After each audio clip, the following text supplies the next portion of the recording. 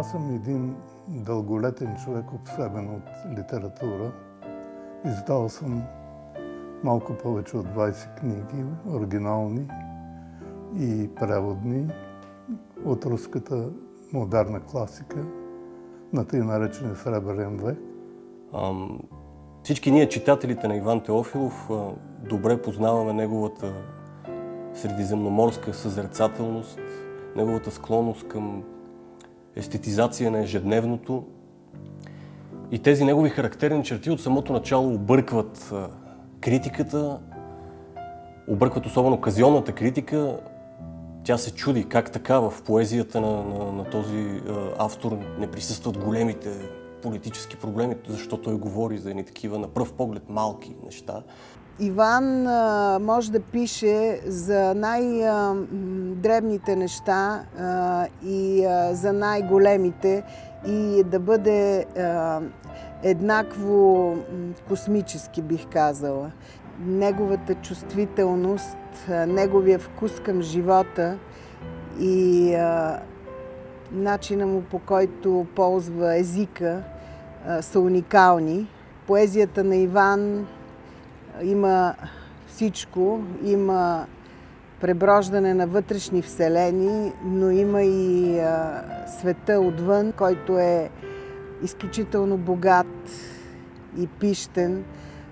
Свят, в който Иван по своя невероятен начин ни вкарва през поезията си. Никога не ми е привличала конюнктурата, нито писателските властови постове, характерни за тоталитарния режим, в който премина по-голяма част от живота ми, защото съзнавах, че литературата е сериозен и отговорен феномен, който се занимава с типологията на духа, с дълбиното в човек. Иван Теофилов е последния мохикан на радостта от езика и живота. Самият той обича да цитира Уолъс Стивенс, който казва: "Радостта и езика са нашия господар." И за мен е много важно, че Иван Теофилов го има днес. Точно днес и точно сега. Защото да си поет е особен етос. Иван Теофилов е различен, излъчва достоинство в езика и в поведението си, а ми се струва, че точно това не е абсолютно необходимо сега. Важното нещо за един автор е и неговия характер. Не само да има талант, а Иван има изключителен характер. Характер, който не му е дал сила да издържи всички превратности на живота си, трудностите, през които е минал, през които е било почти невъзможно да минеш без да получиш своите белези и рани. Той ги е получил и ги е преработил в стихове. Напоследък съм издал една детска книга. Просто така, това беше за мен едно изкушение да надникна в магиката на детското въображение. Книгата нареках "Цветния човек", а напоследък издадах и една книга, която така е един подбор на цялостното ми поетично творчество.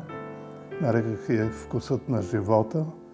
Този път намалих хронологията и отдадах повече значение на душевните състояния, които са ме владеели през годините, и намерих този различен подход за по-естествен. Благодаря на Иван Теофилов за тази чувствителност в поезията му. Благодаря му за поезията, която е създал.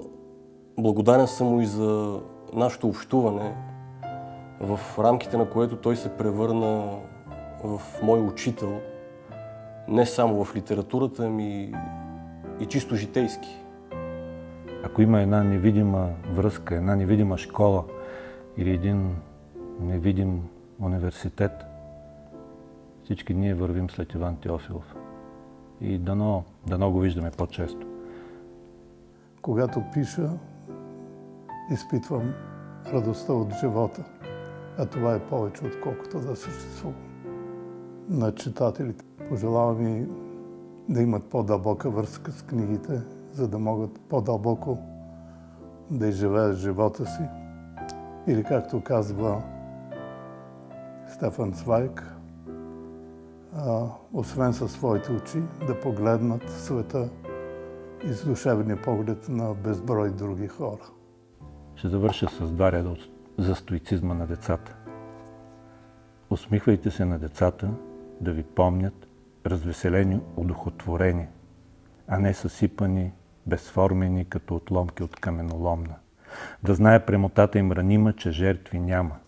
Жертва ще си има. Иване, благодаря, че те има.